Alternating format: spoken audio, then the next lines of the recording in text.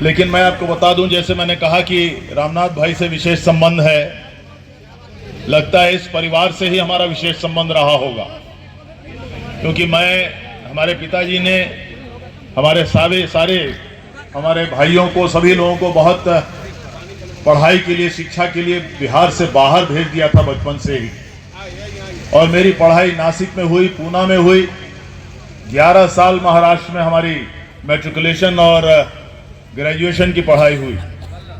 और वहाँ अनिल हेगड़े माननीय सांसद यहाँ बैठे हुए हैं, मैं नाम लेना रह गया, बम्बई के ही है, और जॉर्ज साहब के साथ हमें भी सौभाग्य प्राप्त हुआ उनके साथ काम करने का। तो महाराष्ट्र में जो पढ़ाई हमारी हो रही थी, तो वहाँ जो नाम लिखा जाता है विद्यार्थियों का, तो जैसे देवेश चंद्र ठाकुर मेरा नाम हुआ, तो वहाँ नाम हमेशा इस तरह से लिखा जाता है, ठाकुर DC, इसी तरह से नाम लिखा जाता था। और ठाकुर के नाम से ही मैं जाना जाता था। और उन्हीं दिनों स्वर्गीय कर्पूरी ठाकुर जी उन्हीं दिनों बिहार के राजनीतिक क्षितिज पर पहुंचे हुए थे, और बिहार हमेशा खबरों में और सुर्खियों में रहा करता था। तो कई लोग जब मुझसे मिलते थे और मैं अपना नाम बताता था, तो पूछते थे, अच्छा आप कर्पूरी ठाकुर जी के यहाँ हैं?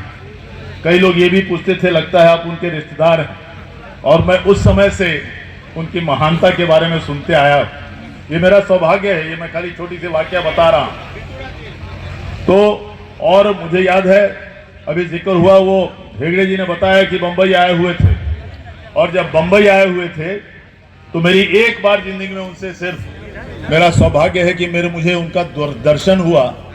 और वो हुआ इसी जिले के एक व्यवसायिक परिवार, आप लोग जानते होंगे, रामनाथ ठाकुर भाई जानते हैं जरूर, मदन मोहन शर्मा जी, जो जितवारपुर कोठी के थे।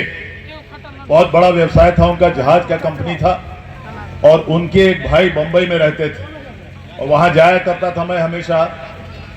आदरणीय मदन मोहन शर्मा जी और वो जो बंबई में उनके चतुर्भुज शर्मा उनके भाई थे, उन दोनों का ससुराल एक ही परिवार में सीतामढ़ी में था।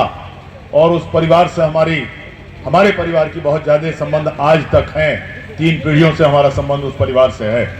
तो उनके वहां स्वर्गीय ठाकुर जी, कर्पूरी ठाकुर जी, उसमें आए हुए थे बस चाय नाश्ता के लिए। और मैं भी वहां उपस्थित था, तो उनको प्रणाम करने का मौका मिला और उनका दर्शन देने का मौका मिला। तो ऐसे महान विचारवंत, इतने महान और इतनी स्वच्छता की तरह से जीवन बिताने वाले सार्वजनिक जीवन में मैं समझता हूं आपको बहुत कम लोग दिखाई देंगे।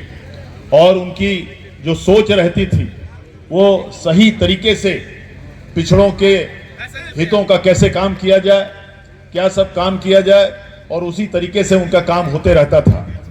तो हम तो बस इतना ही कहेंगे कि हम लोग सौभाग्यशाली हैं कि हमारे बिहार में उनके जैसा लोग, जैसे राम मनोहर लोहिया उत्तर प्रदेश में, आदरणीय जयप्रकाश नारायण हमारे बिहार में, आदरणीय जॉर्ज फर्नांडिस साहब जो बाहर रहकर बिहार में उन्होंने भी बिहार को अपना कार्यस्थली बनाया, वैसे ही आदरणीय कर्पूरी ठाकुर जैसे आदमी, स्वर्गीय कर्पूरी ठाकुर जैसे आदमी हमारे धरती पर जन्म लिया।